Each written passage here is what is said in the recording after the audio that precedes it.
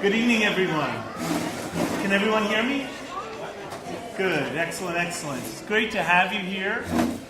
Really, really blessed to have the Loria family here to join us tonight. So for those who don't know me, my name is Father Bill. Great to be here. And we have Josh and Melissa are here with their kids, Gabe and Charlie and James and Miriam and Daniel is one of them. Daniel. So great to have them here. Great to have you here as well. Let's start off with a prayer, and then we'll begin with our Seder supper. Gracious God, we praise your name. We thank you for all of your blessings. We thank you, Lord, for calling us each by name to make this annual pilgrimage, Lord, and to remember, Lord, the mysteries of our faith, how you delivered our ancestors from slavery and bondage, and how you led them, Lord, across the desert to the promised land. We pray, Lord, that you may continue to lead us, Lord. Take us by the hand and lead us to that promised land, where we may, Lord, live with you forever in peace and of joy and in love. Watch over us, watch over all those we love, and we ask this through Christ our Lord. Amen. Our first song is on page 4, and this is a prayer which we will be singing in Hebrew. So, to get us started, Page 4. Chag Pesach Kasher V'Sameach. That was very sad. Okay, let's try that again. Chag. Hi. Come on, all the way in the back, like you're gonna chag. Chag. Pesach. Pesach. Kasher. Hashem, V'Sameach. V'Sameach. And that means, may your Passover be joyous and kosher. Seriously, may your Passover be kosher and joyous. That's what that really means in Hebrew. So the first song that we're going to be singing is a prayer called Adon Olam, and it is on page 4. No, I'm sitting right there. Seder supper. I don't see this. Help this. You're staying right there.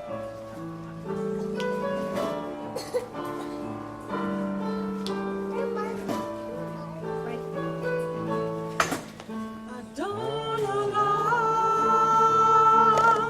Asher Malach,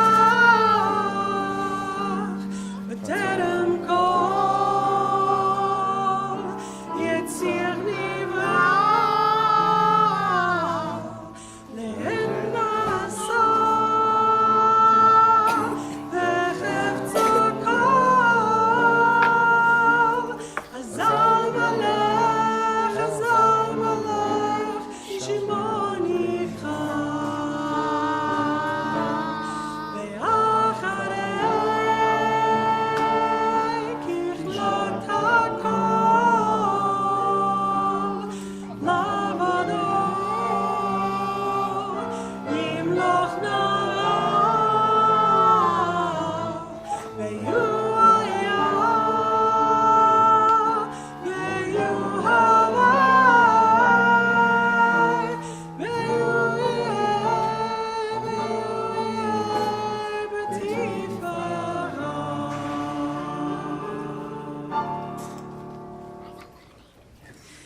Now, there are 17 steps to a Passover dinner, similar to how in Mass there are certain prescribed steps that we need to go through. Since one of the commandments that we are filling is to drill it into our children, happily, we set these songs to music. We set these steps to music so that our children can learn them. So we're going to go through the words in Hebrew, and then we're going to sing it here in a minute when we get ready to get started with our 14 steps. You ready? Okay. So first we have Kadesh, Kadesh. Urchatz, Urchatz. Karpas, Karpas. Yachatz, Yachatz. Magid, Magid, Rachza, Rachza, Motzi Matzah, Motzi Matzah. Maror, Maror. Korech, Korech. Shulchan Orech, Shulchan Orech. Tzafun. Tzafun. Barech. Barech. Halel. Halel. Nirtza. Nirtza. Okay, now I need all the parents, all the grown-ups to stick your fingers in your ears because I have to talk to the kids for a minute. Kids, kids, kids. I can see you, all right? And by kids, I mean everybody under 18, okay? Okay. Kids, here's the deal. You have a really important job. Really, really important job. We have like 4 questions that we're going to ask a little bit later. Adults, I don't see your fingers in your ears. Okay? Kids, here's the deal, okay? I'm going to say, and now we get to the famous 5th question, okay? And then you're going to say, when do we eat? Okay? Let's practice that. You ready? Okay. I'm going to say, now comes the famous fifth question, and you say, okay, you gotta say it with a little more chutzpah than that. Come on, kids, you're hungry, man. It's your time. All right, okay, let's try again. Now we get to the famous 5th question. When do we eat? Okay, much better. Okay. Good job. All right, adults, you can take your ears out now. Figures out. And by that I mean fingers out of your ears. Okay, cool.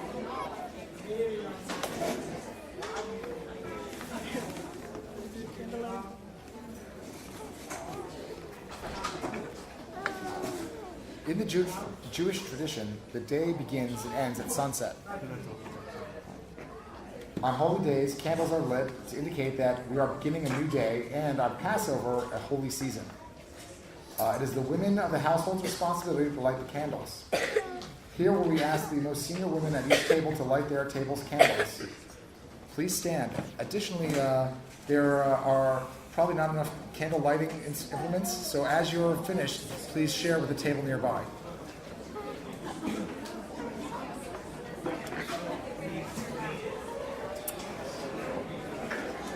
Alright, so ladies, in a Jewish household, it is your responsibility to set the table and make sure that everything is ready for Passover. Are you ready?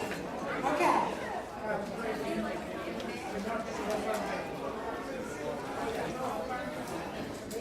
Mom, what about Father Bob? He doesn't have a lip. Alright. Baruch atah Adonai Eloheinu melech haolam asher kidashav mitzvotav leilanu vevanu shel yom Pesach. Blessed are you, our God, creator of time and space, who enriches our lives with holiness, commanding us to kindle the Shabbat and the holiday lights.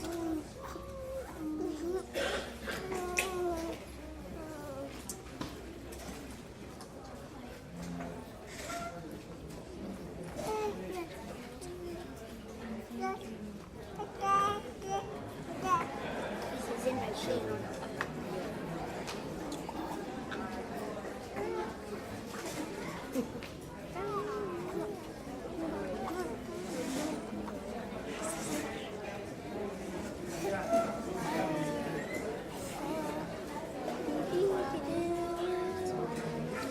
Alright, excellent. Once your table's candles have been lit, then go ahead and sit down.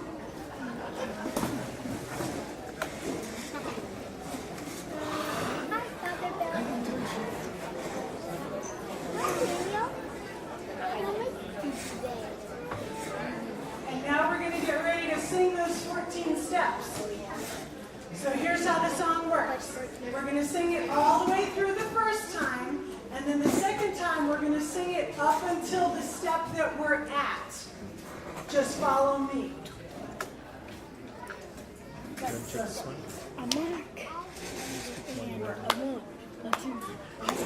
God willing.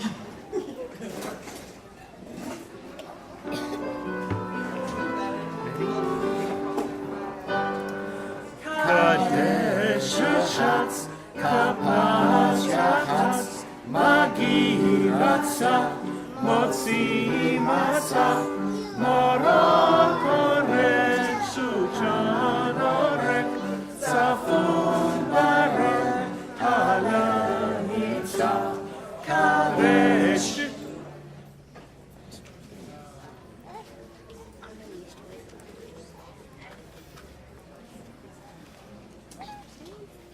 Wine symbolizes the joy of life.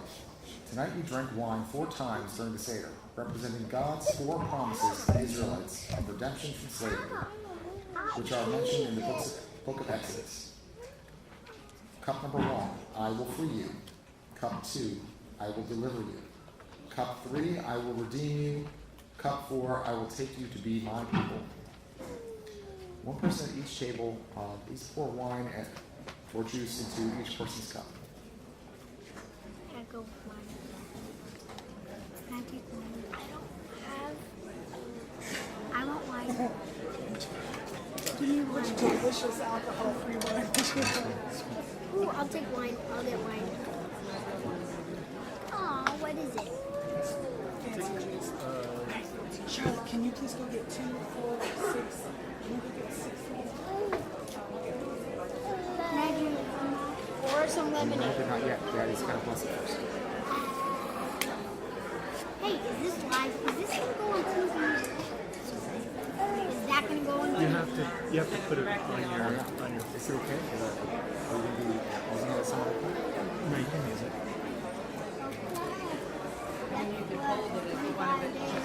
Directly on it. It needs to be on the other.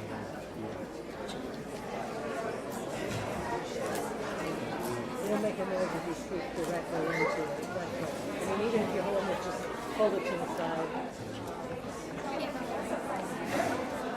Feels good.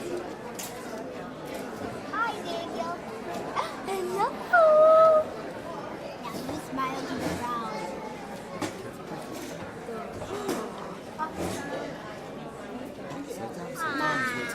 Mom, can I have a little bit? Mom, here's your phone. I get to still sit next to my daddy. Yay. I get to hug your leg. Want me to hug your leg or do you want me to climb on your leg? Are you ready for action? Watch it necessary.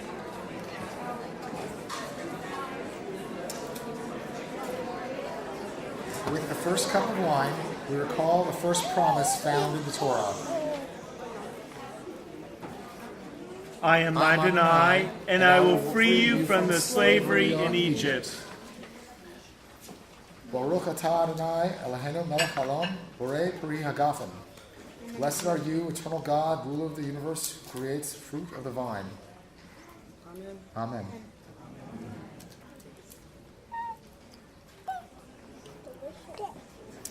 Blessed are you, eternal God, for selecting us as being worthy of your covenant and for sanctifying us through your commandments.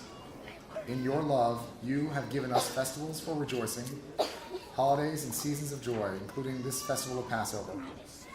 The time of our freedom, the sacred occasion commemorating the exodus from Egypt. Blessed are you, eternal God, who sanctifies your people Israel and the festivals.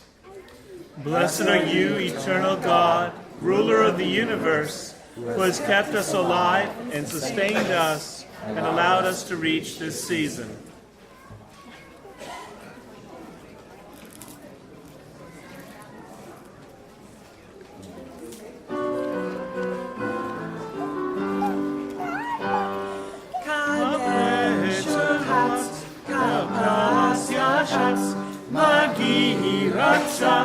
Mosi mata maron orange socha orange safum deret halenitza kadesh hatz.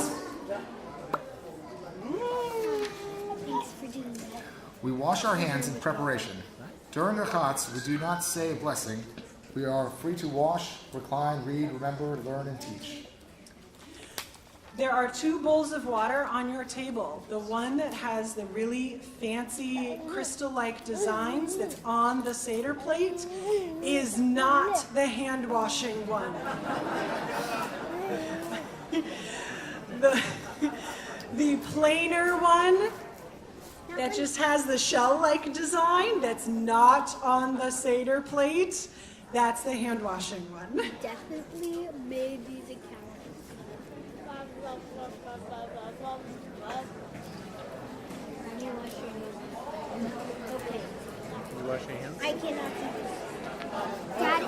Take off my rings first. I need to take off my rings. I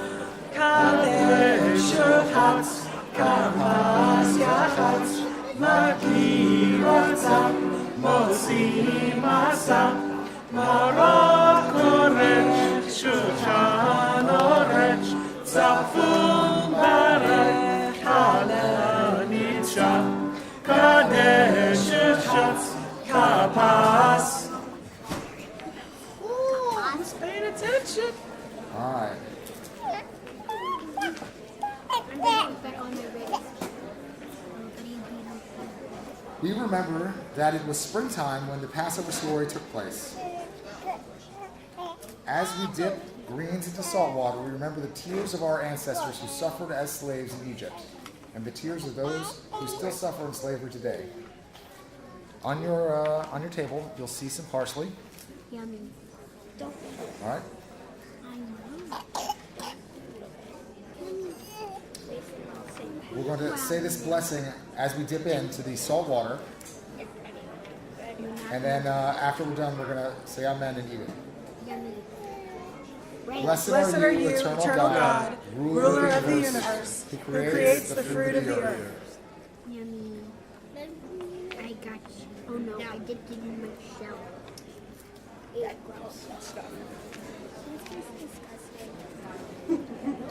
As I dipped it in the hand washing. I've got to tell you, this is my husband's favorite thing. was. And for the next week, he will be eating parsley dipped in salt water as a snack. I kid you not. As a kid, it was one of my favorite things of Seder. I just really, really, really enjoyed it. And the boys. So we will strangely have a huge thing of parsley and a Tupperware filled with salt water in the fridge, and that'll be like the go-to snack in the fridge.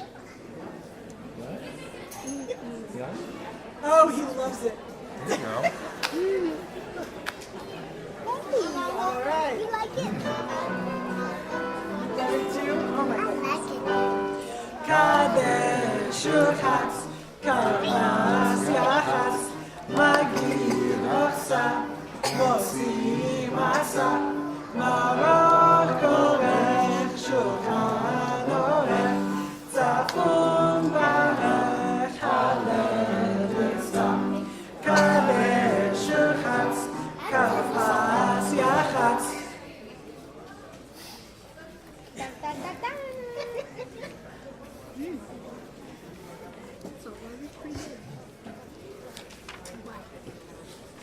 That's it, Josh. That's the gluten-free one. Do you want big ones? This one's gluten-free. Is this gluten-free? Wait, this one's gluten-free, right? Yeah, that's fine. I would like some. This is on TV. Good, huh? I can't say it. Good. Yeah. What are you doing? I like it.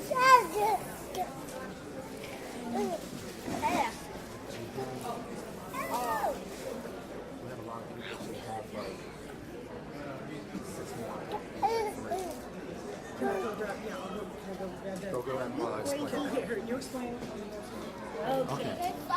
Explain next 25 days. I'm ready to. Hey, Matt.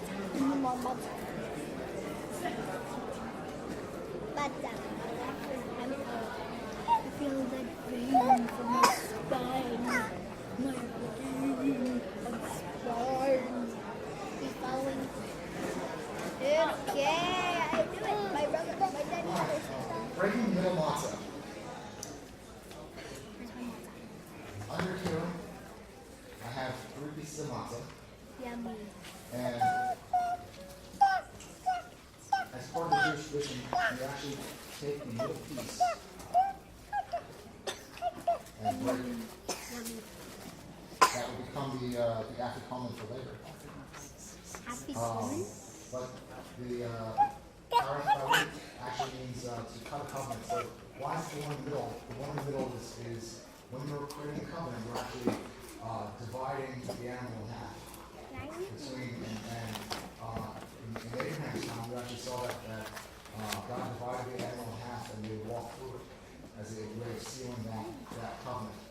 Covenant's like an unbreakable contract between the parties where you are literally exchanging part of yourself with the other person. It's a very sacred concept. This is intended to reflect that covenant, to make it new every Passover season. We then put it, I'm going to take a whole bunch of it actually and do another one over here. Because we have a lot of people, and so we need a lot of coming for later.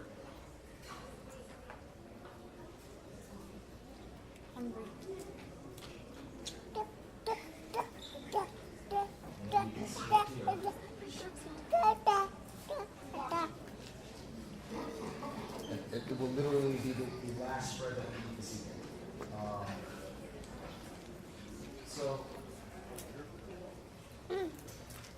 In Genesis, you actually have this section here in the program.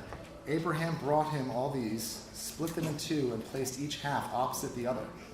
But the birds he did not cut up. When the sun had set and it was dark, there appeared a smoking brazier and flaming torch, which passed between those pieces. It was on that occasion that the Lord made a covenant with Abram. And you'll notice that his name becomes Abraham. Within this covenant, you actually exchange things. The H that is in Abraham's name actually comes from Yahweh, which is the name of God. Biblical covenants could be demonstrated by splitting an animal and having both parties walk between the two split halves. This showed that they were each beholden to the conditions of the covenant. While the Yahats of the Passover, we are entering into a covenant of bread with God as a way to bring our freedom to life.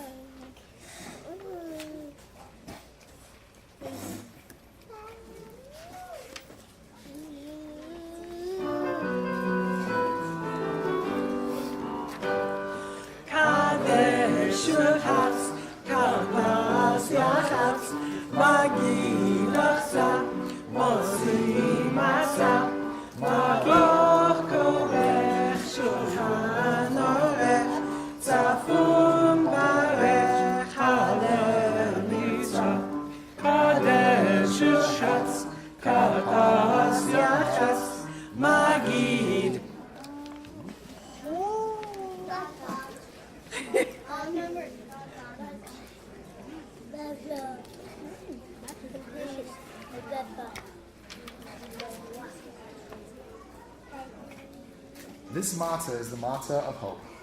We set it aside as a symbol of the hope for those Jews throughout the world who are not free to celebrate Passover. You each take a piece of matzah from the table and set it aside for those who are still not free. And in so doing, say, This is the bread of affliction which our ancestors ate in the land of Egypt. Let all those who are hungry come and eat with us. Let all those who are in need come and share our meal. This year we are here. This year we are still slaves. Next year may we all be free. This is a concept of sharing what we have that is intrinsic in Judaism as it is in our own Catholic faith. We brought from our home library a collection of different stories that really highlight both Passover as well as a lot of these values that are imbued in these different Jewish traditions. One of my favorite, when we get to the eating part, that famous fifth question, kids, when we get to that part, if you'd like to come up and look at some of the different children's books that we brought, one of my favorites is Yankee at the Seder Supper, which tells the story of a Confederate Jewish family that welcomed a Union soldier to their Seder supper, and that concept that even in those times of war and conflict, our journey into freedom, our incarnation of this story supersedes any and all of that.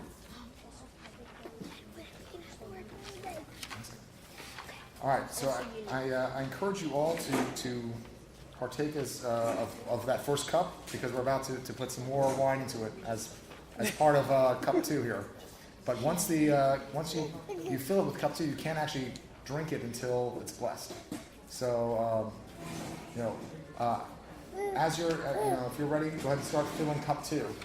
All right, we're going to continue with this story over here. We are commanded 4 times to teach our children about the Passover. This is done through the 4 questions. They are traditionally asked by the youngest person present.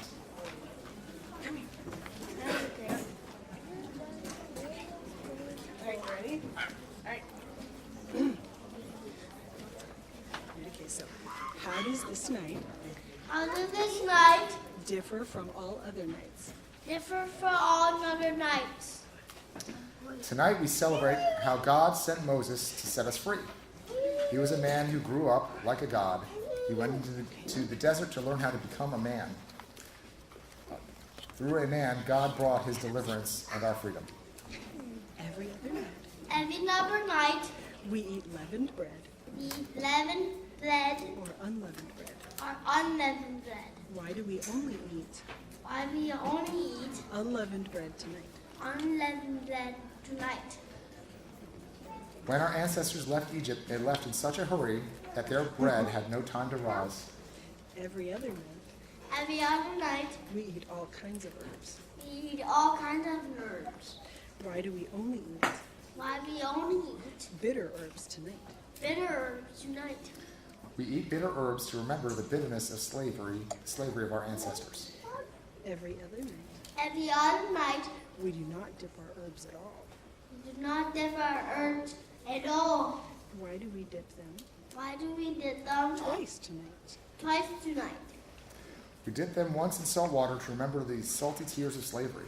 We dip them in sweet haroset to remember the sweetness of their hope for freedom. Every other night, Every other night, we eat either sitting or reclining. sitting or reclining. Why do we only Why we only recline tonight? recline tonight? We recline to show that we are free men and women.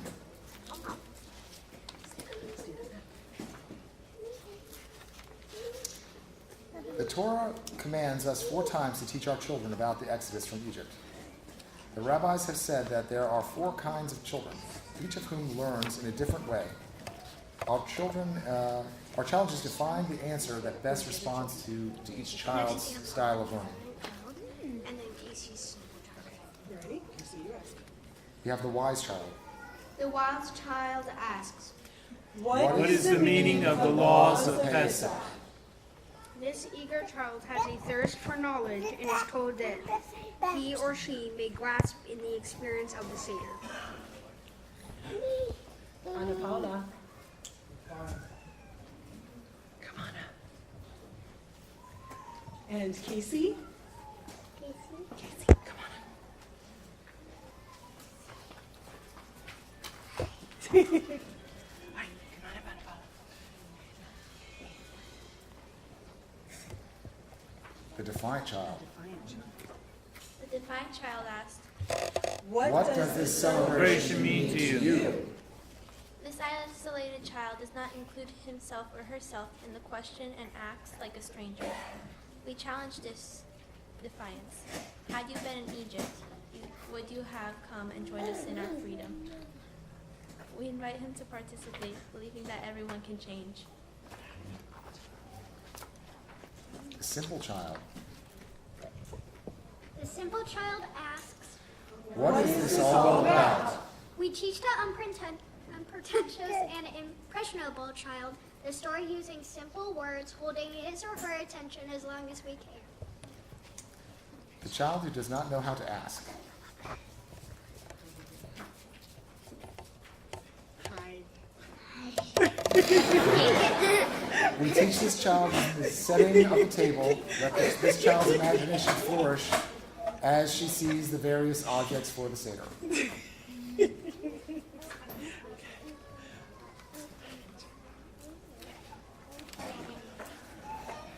So the story. Many years ago, long before any of us was born, there was a wicked king of Egypt called Pharaoh. Many Israelites lived there peacefully with the Egyptians. Pharaoh was afraid that there were too many Israelites and that they were becoming too powerful. He commanded that they become slaves and forced them to build cities and palaces for him. Even Israelite children had to work for Pharaoh.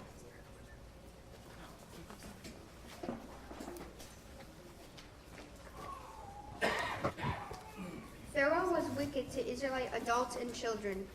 He did not want the children to grow to be adults. The Israelite midwives were brave and tried to protect the babies, but there was still much danger. One Israelite mother, Yoshbed, wanted to protect her son. She put him in a basket made of reeds and let him drift down the Nile River. He was found by the Pharaoh's daughter and named him Moses, which means pulled from the river. The princess knew that he was an Israelite, but she kept the secret and raised him as a prince.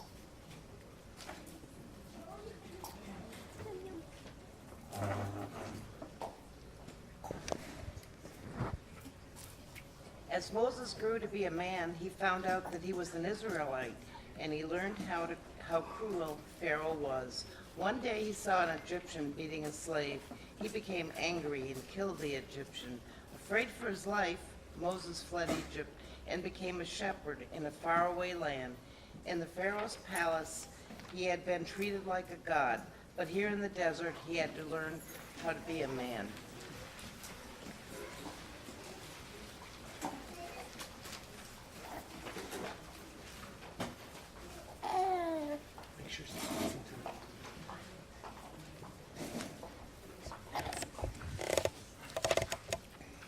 One day, while tending his sheep, Moses saw a bush that was on fire, but was burning up, not burning up.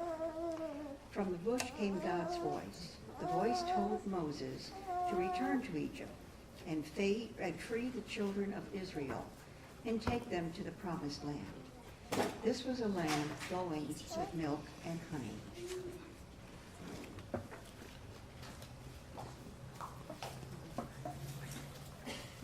Nice and loud.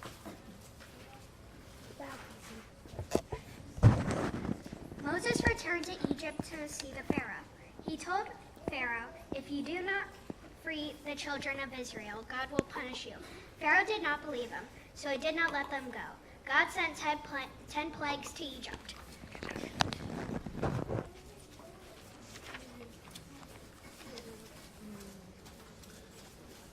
As we name each plague, we will spill some wine from our cup. By that I mean dip your finger in them and make dots, because it can get a little messy. We do this by dipping our finger in the wine, placing a drop of wine onto our plate, representing each of the plagues. This is to remind us that every person and creature is God's creation. Even as we celebrate the freedom that came through the plagues, we are sad to see our enemies suffer. The first plague, blood. The second plague, frogs. The third plague, lice. The fourth plague, flies. The fifth plague, disease of the animals. The sixth plague, boils. The seventh plague, hail. The eighth plague, locusts. The ninth plague, darkness. The 10th plague, death of the firstborn.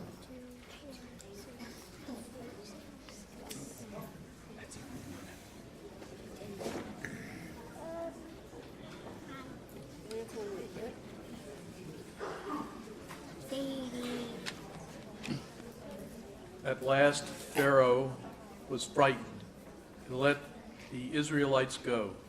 They hurried out of Egypt with their unleavened bread on their backs. The children of Israel followed Moses to the edge of the Sea of Reeds, and God divided the sea for them to cross.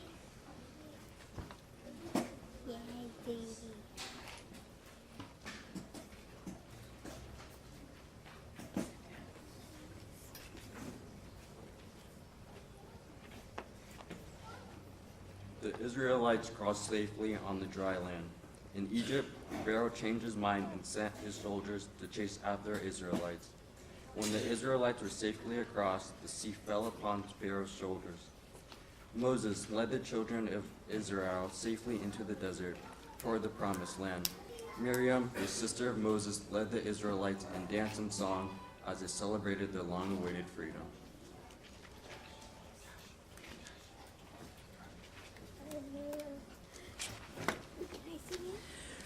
Moses had to journey into the desert to learn how to become a man. Similarly, the Israelites had to journey into the desert to become men.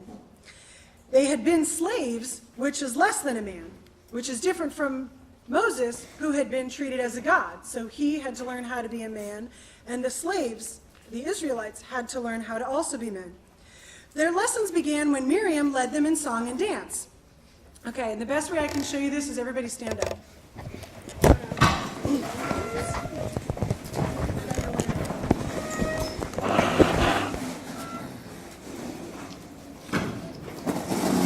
Okay, so now everybody hunch over. You're a slave.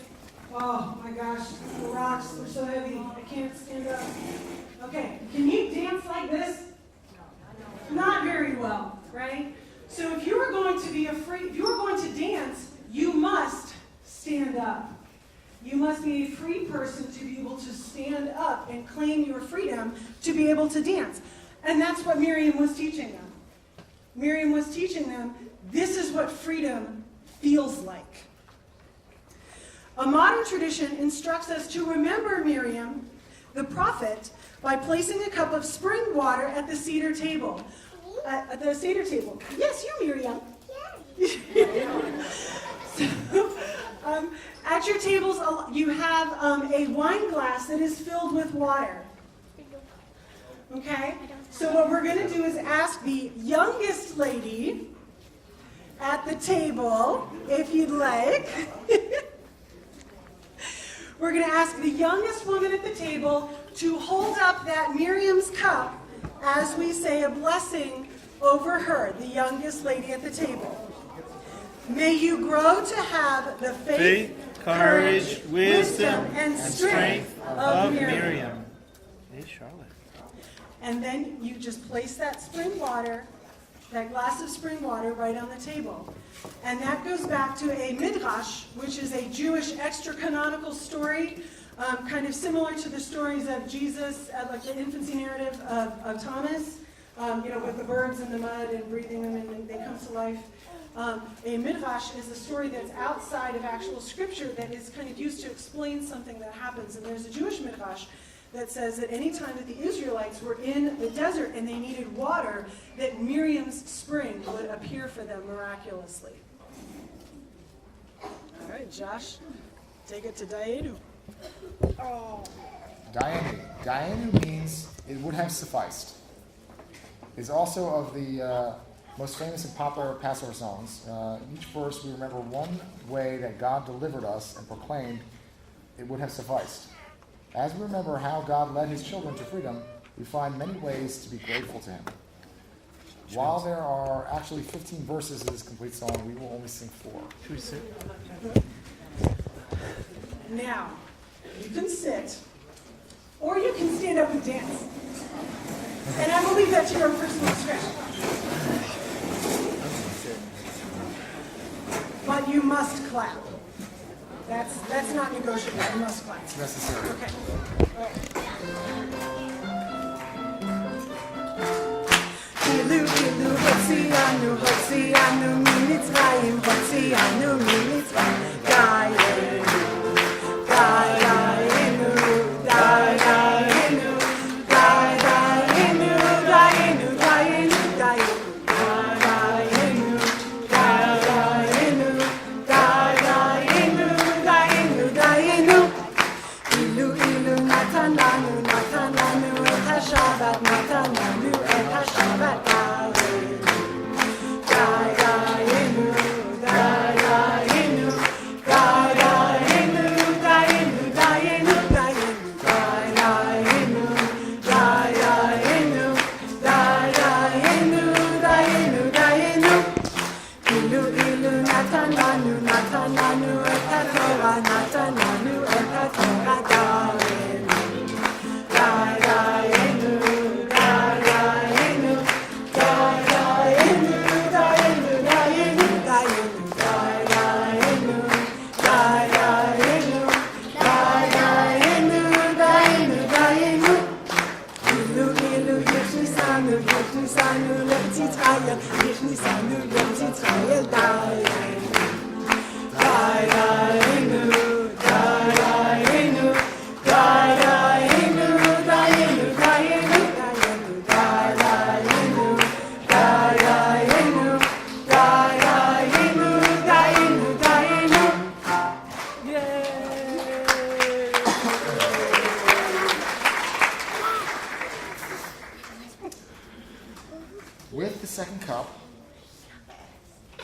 recall God's second promise.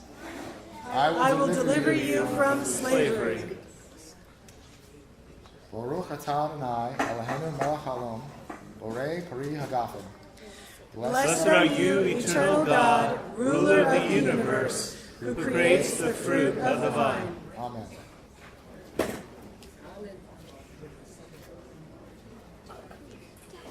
Then, taking a cup, he offered a blessing and thanks and said, "Take this and divide it among you. I tell you, from now on I will not drink of the fruit of the vine until the coming of the reign of God."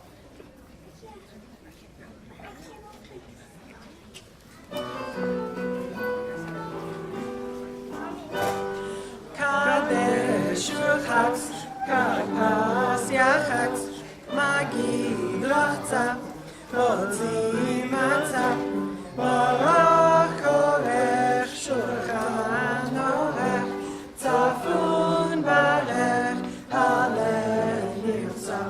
Kadesh Urchatz, Karpas Yachatz, Magid Rachza.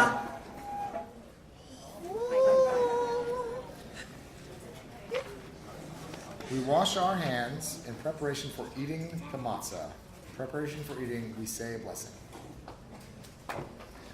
Baruch atah Adonai Eloheinu melech haolam, asher kiddushanu b'mitzvotav v'tzivanu al nitlanah yadayim. Blessed are you, eternal God, ruler of the universe, who has sanctified us with laws and command us to wash our hands.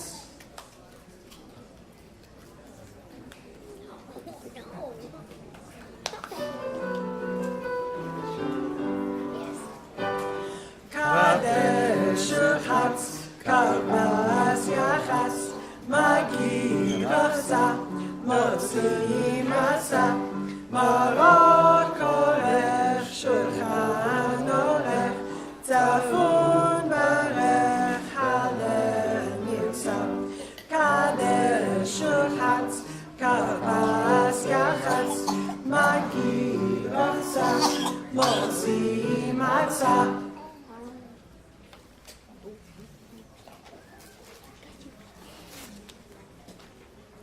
Baruch atah Adonai Eloheinu melech haolam, hamotzi lachem min aretz. Blessed are you, eternal God, ruler of the universe, who brings forth bread from the earth. Amen.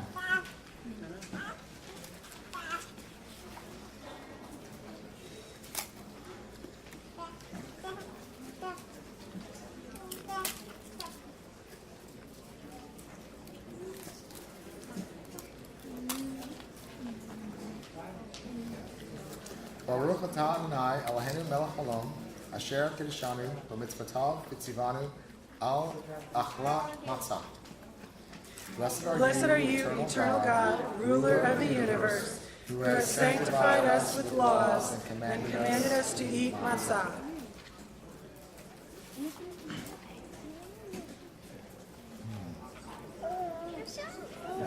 Where did you get it from? Kadesh Urchatz, Karpas Yachatz, Magid Rachza, Motzi Matzah, Baruch Korech Shulchan Orech, Tzafun Barech Halel Nirtzah. Kadesh Urchatz, Karpas Yachatz, Magid Matzah, Motzi Matzah, Baruch. I hear you guys get into it. That's good. That's good. Now we dip a piece of maror, bitter herbs, into the charoset, sweet clay, as we recall the bitterness of slavery. So the maror is the parsley. Okay, that's the bitter herbs. And the charoset is the stuff that looks like mortar. That's in these small cups. Let me see what it looks like. It's this stuff. It kind of looks like purpley, smushy, rotten applesauce. This is This is kind of fun because this is biblically commanded that this is part of the meal, that you're going to have something that represents the mortar that the Israelite slaves used in their slavery to build the cities. However, God didn't say anything about the recipe. So this specific recipe is an Ashkenazi recipe, which comes from Western Europe, specifically from the Northern European Jewish community. So this is red wine, walnuts, red delicious apples, and cinnamon. But if you go to different communities, they will have very different recipes for the same thing, which is the chavoset. This is really good. So now we're going to say a blessing over this. Baruch atah Adonai Eloheinu melech haolam, asher kiddushanu b'mitzvotav v'tzivanu al shalach maror. Blessed are you, eternal God, ruler of the universe, who has sanctified us with laws and commanded us to eat matzah. Well, I can taste the apple. Good. I'm glad you can taste the apples.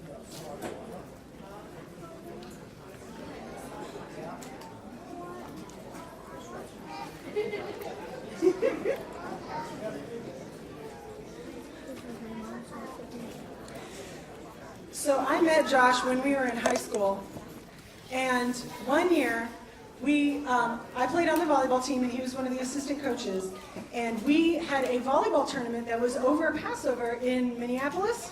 Indianapolis. I get those two confused. Too many polices. Police? I don't know. Anyways, in any case, because Passover was going to start while we were on the tournament, while we were out of town, he got his mom, no joke, to make this chavoset. He put it in a Tupperware, put it in his checked bag, and brought it up to Indianapolis, scoured Indianapolis for the single box of matzah that existed, and we all had, a bunch of us high school, mostly Christian girls, had a Passover Seder in the hotel room. So to give you an idea of those foods and those memories that we have, that we really hold on to, this is one of those. And that's one of the beautiful things about a Seder, is that the food has symbolic and biblical significance because God said so. But it also has it for each family member, and that each family's Passover is a little bit different and carries with it all of that history and all of that tradition. And so when you're eating the food, you're not just eating it nosh nosh, you're also really bringing to life the story of the Passover and that journey into freedom. But my wife was actually the one who had to ask the 4 questions too, because she happened Because to be I was the youngest one on the team by about 2 weeks. So, fortunately, he let me ask them in English, not in Hebrew. so Koresh. All right.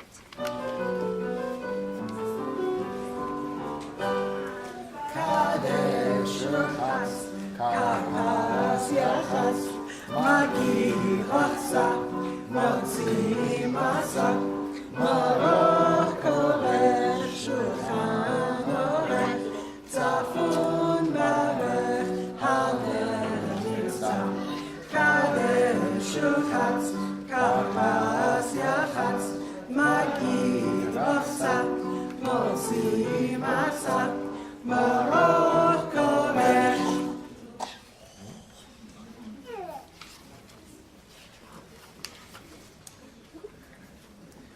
Rabbi Hillel lived in Israel during the time of Herod and Augustus.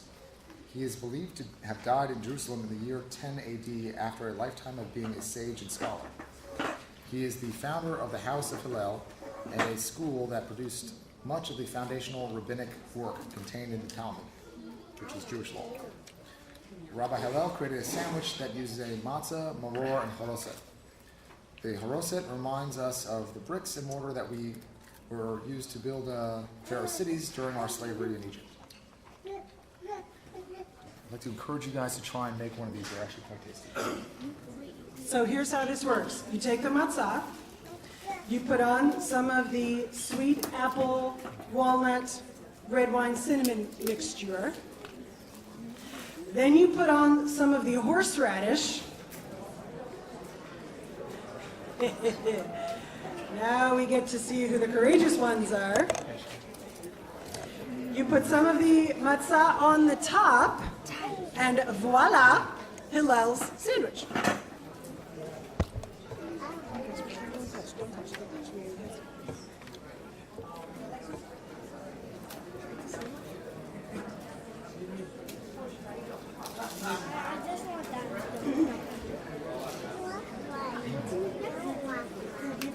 Super spicy. Yeah, he got someone.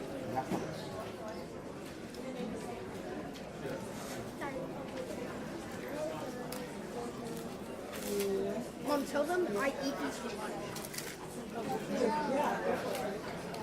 All right.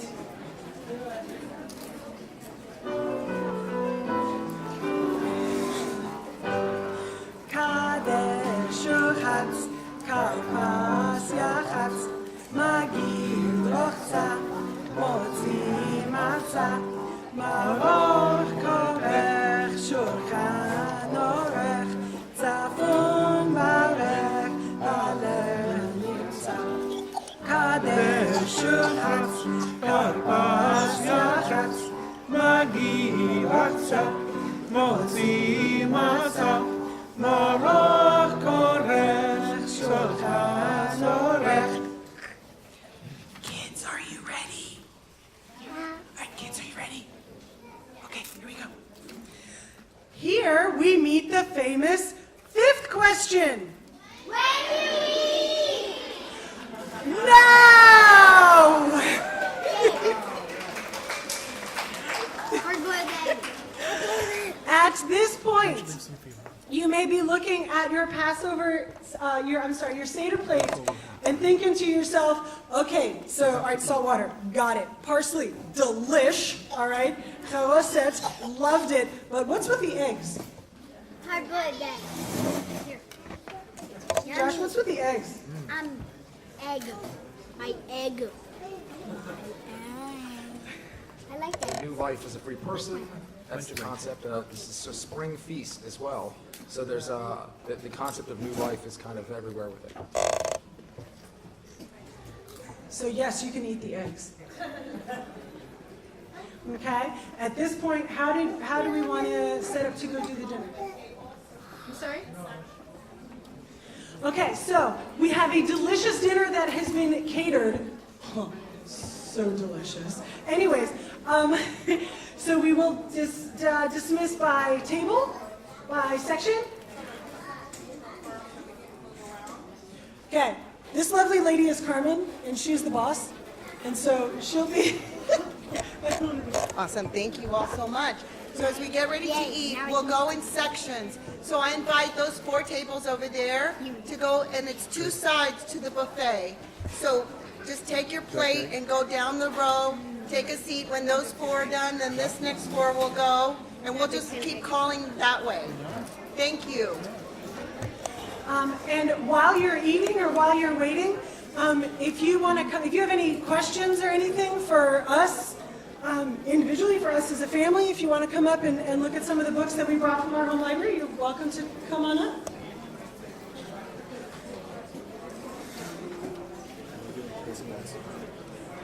Good. Let me see if I can get them on those sides.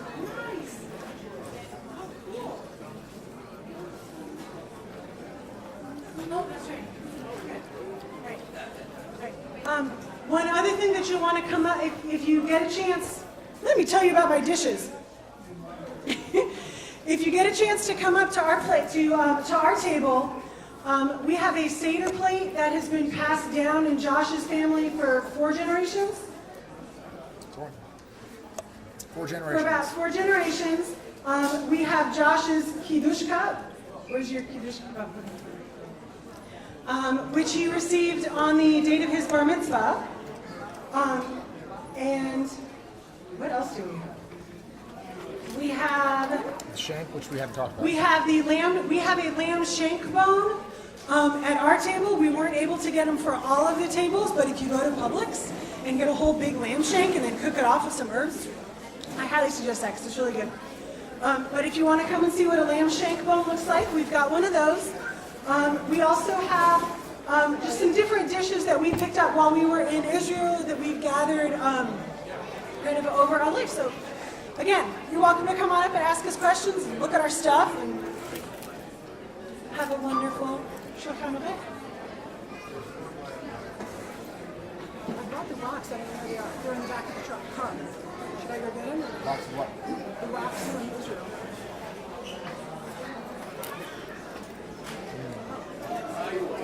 Oh, we also have a couple who travels to Israel a couple times a year. They brought with them their formal prayer shawls, and we also brought Josh's prayer shawls. So if you'd like to see what a formal Jewish prayer shawl looks like, then come on up. Just come on up. We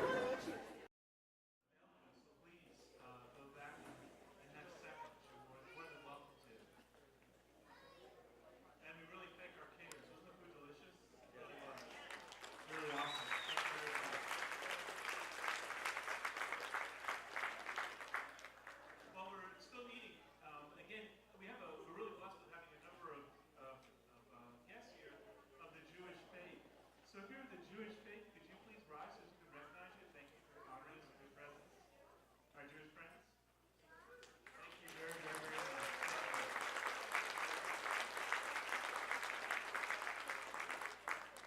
Each time we've done this, we've tried to streamline the whole process of it, and just so we can explain a little bit about what's going on with this. Let me just set the stage just a little bit more, if you will. And this Friday is actually the Passover. So the special way on Friday is we celebrate the Passion Death of Christ, which took place on Passover. And a special way, let's be mindful of our brothers and sisters, our older brothers and sisters in the Jewish faith. And pray for them, and pray for especially for peace in the Middle East, pray for peace in Israel, and pray for all those who feel the sting of persecution for their faith, wherever they live. The other thing I wanted to mention is that we talk about having a Seder supper. There's something about it that's a little odd, if you will. It's sort of like us having a Thanksgiving dinner with 100 or 200 people like you have now. When you think about Thanksgiving, you really think about it as being a family meal. And that's what it is. It's a family celebration. And so when Jesus was growing up and celebrating the Passover, he didn't do that with everybody in the community, with an immediate family. It's a family affair, a family celebration. So we're so blessed that the Luria family has invited us to share in their family celebration. So Josh and Melissa, thank you very, very, very much.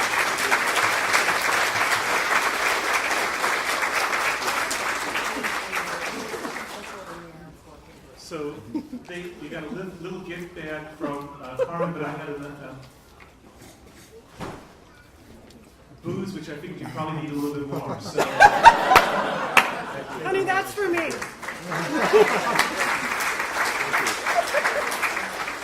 Very funny. The other thing I didn't do is really explain the parallels between what we're doing now and what's going on at the Mass. And the reason why is because I think we really need to honor the Seder tradition, and we try to Christianize it, sort of baptize it, if you will. I think it does a disservice, really, to the rich Jewish tradition, the roots from which the Mass comes from, the Passover of Jesus. And so you find that in the small caps section in your program. So you're welcome to take the program home, review it, and as you go to Mass, think about the parallels. When do you see the priest washing his hands? Where would Judas betrayed the Lord when he's dipping the bitter herbs? What about the cups of blessings? How many cups were there? And again, the program will explain a little bit more, so I won't. But take that program home and look over it because it's extremely important. Extremely important. When we take a look at the Passover celebration of Jesus, a big question is whether it was a Passover or not. And the reason why we say that is because we'll take a look at what we're doing now and say, did he do this? And the answer is clearly no. And how can we say that? It's because the Passover tradition is living and breathing. It's constantly evolving. And if you go to different families, Jewish families, they'll all celebrate it differently. They have their own ways of doing things, different foods that they use, different prayers that they feel very comfortable with. And for instance, after World War II and the Holocaust, prayers were added and changed as people remembered that event, which forever changed Judaism in a very, very profound and really devastating way. So the prayers continue to evolve, just like the prayers of the Mass continue to evolve. So you wouldn't want to read back into it. The other thing is that even in the time of Jesus, the way that the Jewish people celebrated Passover was also divided in the sense that there were those who did sacrifice the animals, and we have the remnants of it in terms of a lamb shank on our main table here. But there's others who didn't, because they felt that the priestly class had sold out to the Romans.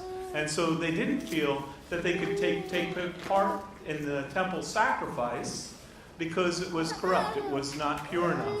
And that was mainly the Essene community. So if you take a look at John's gospel, actually the timetables moved forward, that Jesus celebrates the Last Supper, if you will, on Thursday, which is when they served the Passover. When he died, when the animals were being slaughtered on Friday. And the reason why is because the Essene community celebrated it early, not with the temple, because they felt that it was corrupt. And yet, when Jesus died, you could hear the animals being slaughtered, because that's when indeed they were being slaughtered at the temple for the Passover meal. So there's a lot of things that, as we study archaeology, as we study history, we come to know about our faith. But one thing that you could say, and this will be my last comment, and we'll continue on with the rest of the Seder Supper, is that if you could ever prove Judaism to be a false religion, Christianity would fall. In other words, that is the roots. That is the root of our religion. There's no doubt about that. Jesus was a faithful Jew. Miriam, was a faithful Jew. Joseph was a faithful Jew. There's no question about it. And when we think about Jesus' teachings, it's also very clear that he said that not the smallest letter of the law, not even the I, the dot on the letter I, would be done away with. That Jesus didn't come to do away with Judaism, but instead to bring it to fulfillment, is what we believe. So I think it's very, very important for us to be able to remember that, and also to be able to cherish really the great heritage that we've been gifted with in our Jewish friends and neighbors. So thank you very much for coming, and I especially want to thank again our Jewish guests. You will honor us. Thank you very, very much.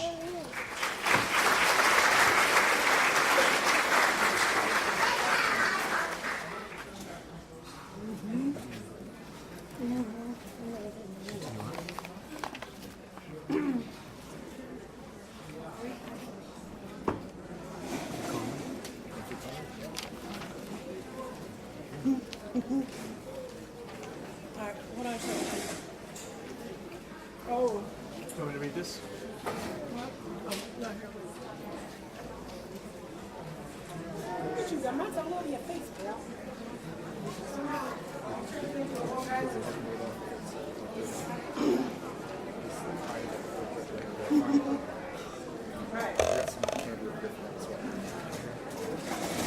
So, as Father Bill was saying, he was saying different families celebrate Passover a little bit differently, and each of the prayers are different. Hey, can you go grab me that? So what a Jewish family will typically do is they will kind of look at their family. Let's take my family. We have really small children. We are nerds. We love reading and learning about stuff. So I went online and I found this Haggadah, which is kind of like a DK Eyewitness Explorer Haggadah it's written for families with kids. It's got lots of pictures. It's got lots of old artwork and cool pictures of old stuff that our kids love looking at. So this is the one that we use when we do when we have our Passover Seder at our house, which looks like us literally all sitting on the living room floor. Okay, we typically have a big blue tablecloth that runs in the middle of a big red tablecloth to symbolize the Red Sea, and we have food all over the floor, and it's a fantastic mess when we're done. And this is the one that we use. Last year we went to a family friends Seder supper, and their kids were older, but they really loved, who was the artist who had all the, where's that guy? Come on. Who's it at Larry's last year? Well, there was an artist that they really love, and he had done a bunch of paintings. We'll find out, and I'll call you, every one of you. and I will let you know. And so they had a Haggadah that was more designed for older adults and high school kids, and it was filled with that artist's paintings. One of my new friends who I met this evening, Chagall, that was it. Duh, why couldn't we think of Chagall? All right, Chagall, and it was filled with just these fantastic Chagall paintings. One of my new friends brought one of her Haggadahs that was created by a community where all of the artists paint with their hands and their feet. It's artists who are born without arms. And so you can just see each one of these different Haggadahs it has the same 14 steps in it, but each one of them is a little bit different stylistically. You know, kind of like if you go to the 9 a.m. Mass versus if you go to the 5:30 Mass, it's the same Mass, but stylistically it's going to be a little bit different. And now we come to the Afikomen. But first we're going to sing. You could hear that we're losing it. We're gonna what? Well, we're gonna sing first, and then you can try as you might.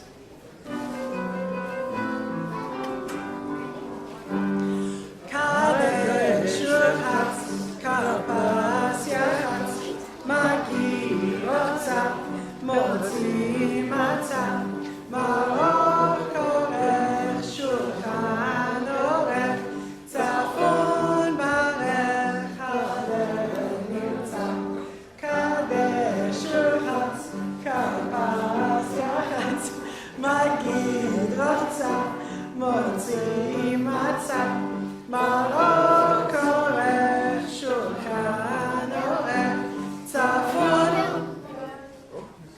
Honey, where did you put the Afikomen? It was sitting on the table here. You know we can't finish Passover Seder without the Afikomen. That's true. The Passover Seder is not complete until the Afikomen is found and eaten. In some houses, and apparently in some churches, the children steal it and hold it ransom.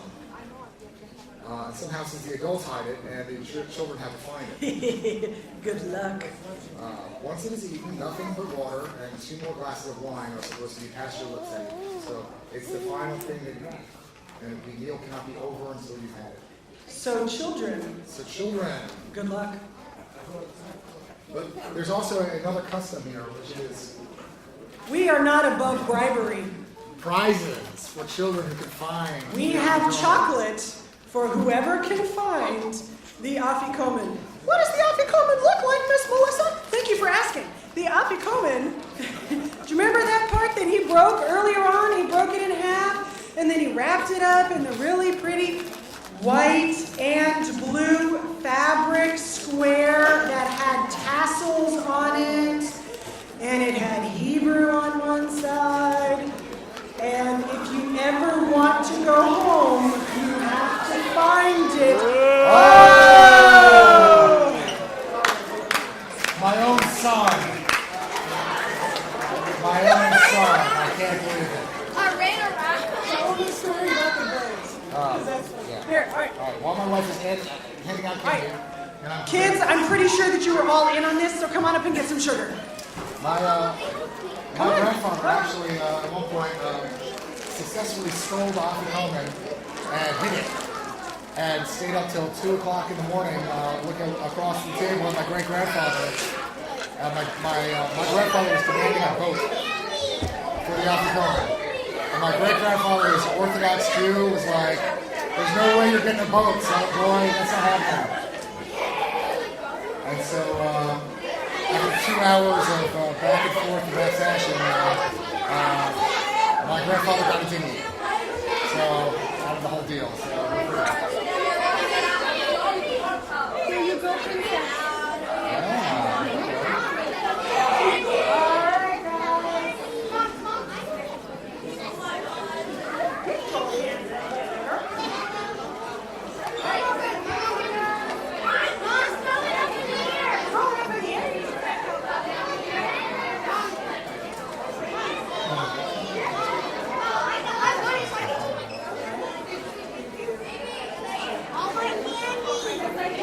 Daddy, look like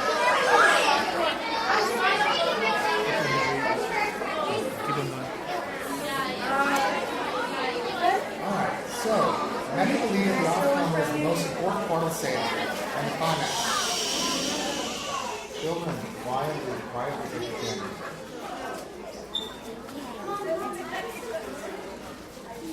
There are two components to Zafun.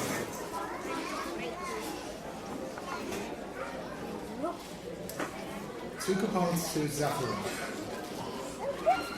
Body.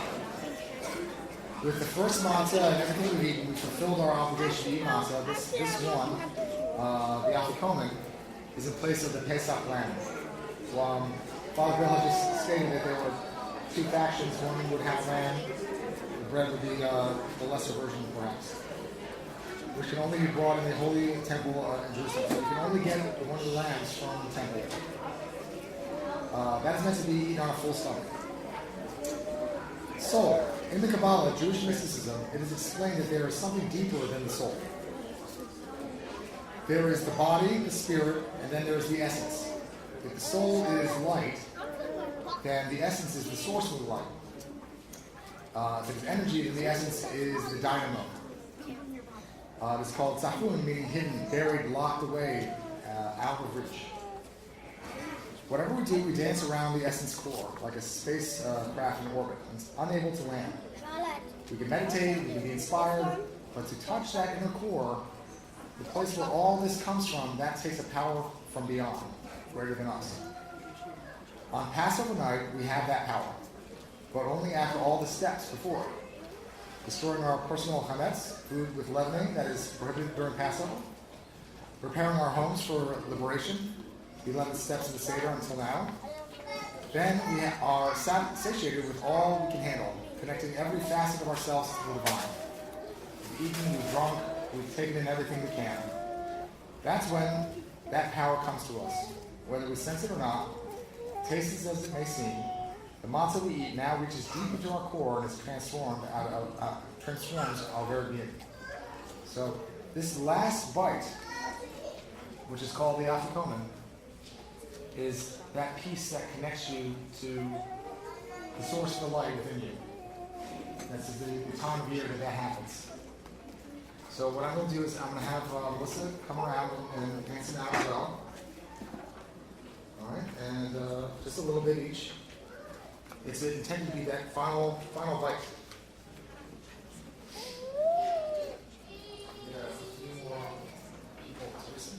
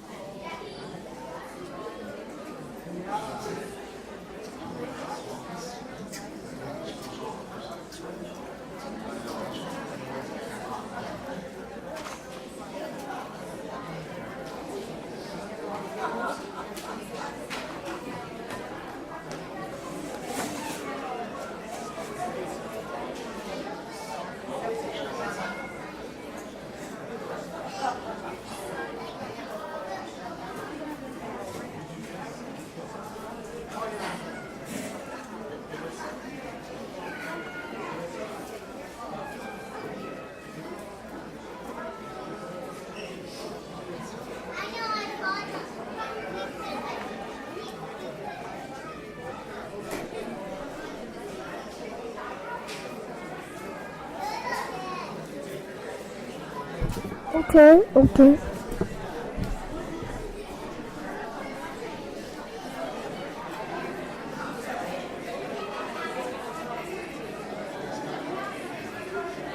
If you did not get a bit of comment, could you just raise your hand? So this table over here, Josh, Melissa, Teresa. Over this table over here as well. So Leanne's table.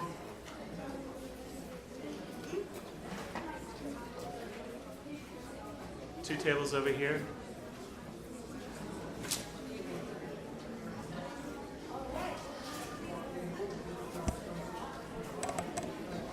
I was talking to Father Ava, and there's a tradition in his country, Nigeria, of sharing a cocoa bean. And you take one cocoa bean and you share it with everybody who's present. And the saying in African is that there's always enough cocoa bean as long as there's enough fingernails. It doesn't matter how large it is. That'd be true of the Eucharist, right? So you can break it and break it and break it. And the smallest particles, it's whole. That's Afikomen.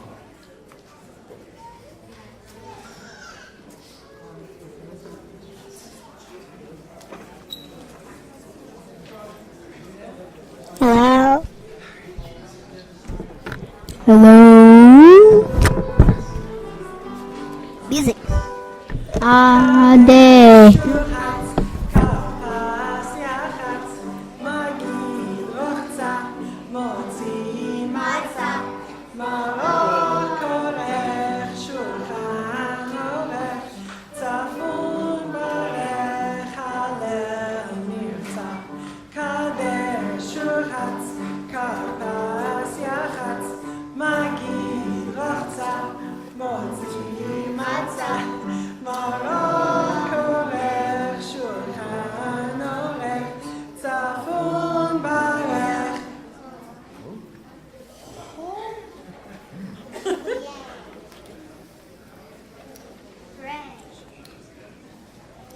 Let us refill the wine, and Baruch Hamazon, grace after the meal, is recited. Blessed are you, Lord our God, King of the universe, who sustains the entire world with goodness, grace, loving kindness, and compassion. He gives bread to all, for his grace is everlasting.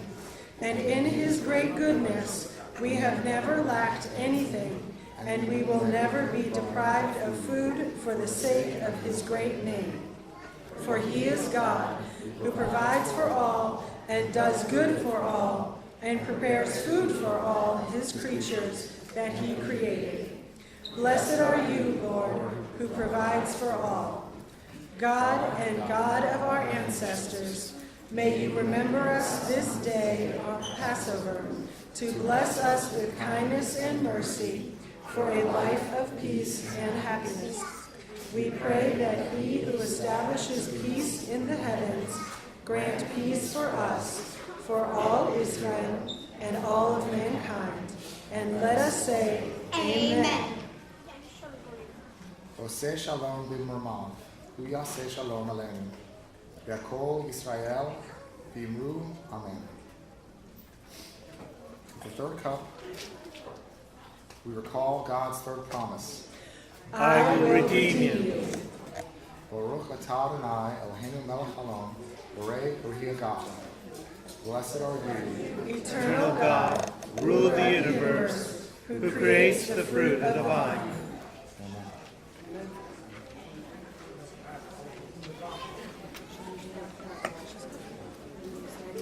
Then he took a cup, gave thanks, and gave it to them.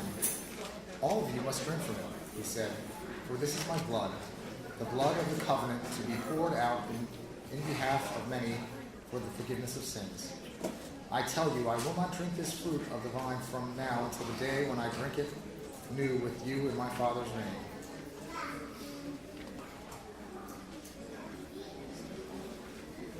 Tradition says that Elijah, who will precede the Messiah, comes to visit every Seder. To make sure that he is welcome, we fill a glass for him and open the door that he might enter easily. So what this looks like in a household is that you would take a cup, fill it with wine, And then somebody needs to open a door so Elijah can come in. Can you help me out, Gabriel?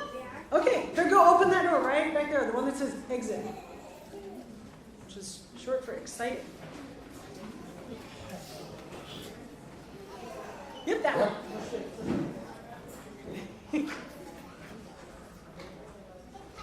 And so in this way, when Elijah comes to visit our Seder, he'll be able to get in and get out really easily.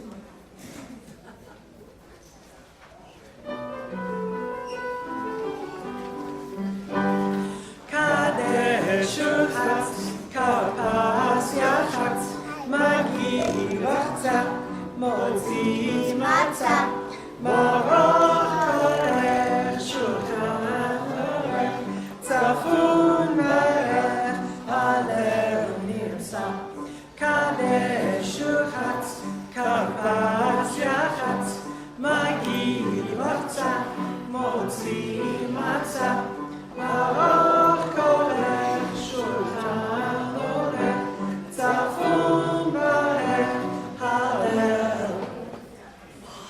At this point,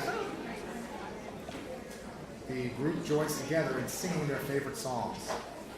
This is kind of harkens back to Matthew. During the Last Supper, this was where Jesus and the disciples left. Then, after singing songs of praise, they walked out to the Mount of Olives. We then pour a fourth and final cup is poured.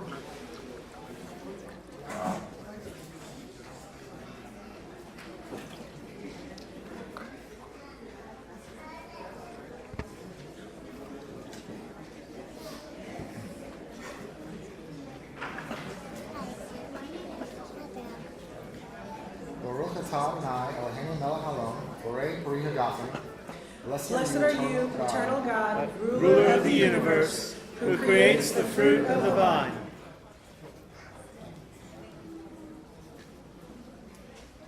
This is the cup of the fourth promise. I will take you to be my people. On the Mount of Olives in the Garden of Gethsemane, Jesus prayed that the cup would pass without him drinking from it. He also refused to drink gall at a type of wine, and until just before he died.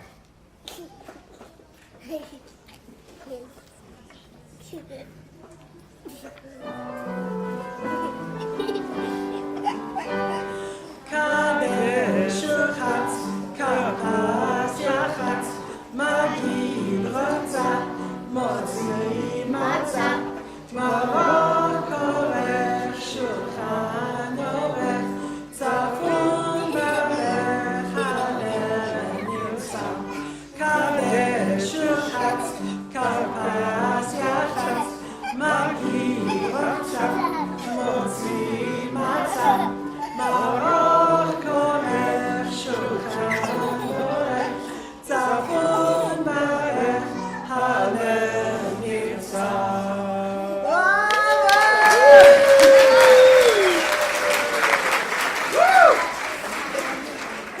This Passover Seder is complete. Amen.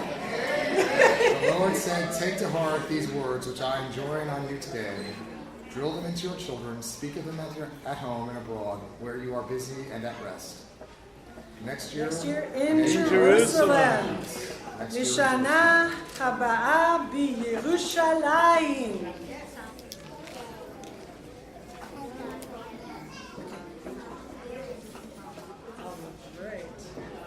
And a closing song, which is the Song of Miriam.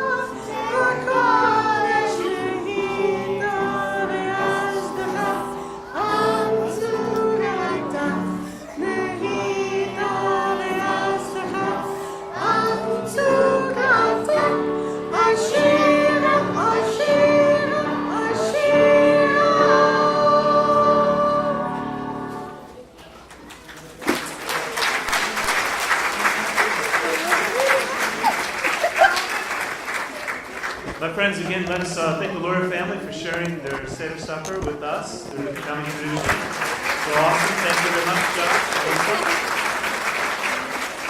Also, really want to give thanks to Mary Gann for leading us in music. It does make all the difference in the world. Thank you, Mary. I want to also thank our faith formation team for hosting this event for us. Of course, this is a really busy time for all of them, so for all of our catechists and for our faith formation team at the office, really, thank you all very, very, very much. Thank you.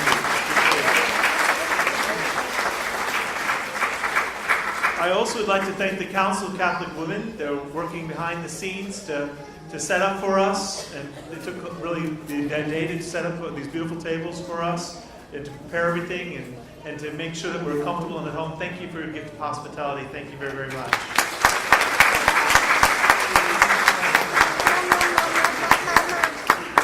And then lastly, I just want to thank our caterers again. It was a delicious meal, wasn't it? Really phenomenal. They did a great job. What was the name of the catering company? Econo Catering. What? Econo Catering. Econo Catering. It should be like Awesome Catering, not Econo Catering. They do a great job. So again, thank you very, very much. And again, as you leave, I encourage you to drive home safely, but please, please, please, encourage you to pray for peace throughout the world, especially peace in the Middle East.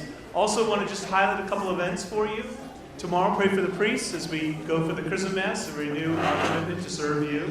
For Father Bob, myself, and Father Vic. Also, then on Wednesday night at 7 o'clock is the Stations of the Cross, Via Dolorosa. It's amazing, and I keep on saying the spirituality that you see reflected in that, the Spanish spirituality. If you haven't gone before, please do. It's excellent.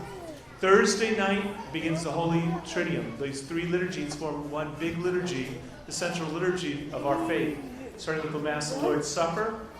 And then afterwards, there'll be a chapel of repose here in the Family Center while our young people go and visit area churches. And it ends at midnight, so come to the Mass of the Lord's Supper. Go home, get your kids ready for bed, bring them back in your PJs so that they can say goodnight to the Lord. It's just a beautiful evening. Friday, of course, we remember our Jewish friends who are celebrating their Passover. For us, we remember Christ in a special way at noon, Stations of the Cross, and also again at 9 in the evening. Then in the service of the Lord's Passion, Veneration of the Cross, is at 3, the Hour of Mercy, at 5 in Spanish, 7 in English, and then 7:30 in Portuguese here in the Family Center. And then lastly, Easter, or Holy Saturday, we wait in silence. Well, almost in silence. We have our big Easter egg hunt, so that's a big deal. And that's so invite all the kids to come for that. At 11 o'clock, that's at 10 o'clock. 11 o'clock is the Blessing of the Easter Baskets, which is a very important, especially for the European traditions. And then the Great Easter Vigil begins after sunset, so at 8 p.m. 8 p.m., the Easter Vigil. Easter Sunday Masses are a regular Mass schedule, except that it's on steroids, So what we're having is a 6 a.m. Mass. And the reason why it's at 6 a.m. is because our 7:30 a.m. Mass last year had 1,100 people at it. So if you're an early morning riser, the 6 a.m. Mass hopefully will give you the elbow room that you need. So that's a good Mass to attend. 7:30, 9, there's 2 Masses. 10:45, 2 Masses here in the church. 12:30 here in Portuguese and English in the church. 2 o'clock Spanish. And then lastly, 5:30 in the evening with our life team. I told them, and I'll tell you since you're here, the Masses to go to if you're allergic to crowds would be the 6 a.m. Mass, and the other one is the 5:30 in the evening Mass, is the two that are the ones where you have the most elbow room, if you will. But I encourage you to come and keep the feast. And again, thank you very, very much for coming. God bless you all. Thank you.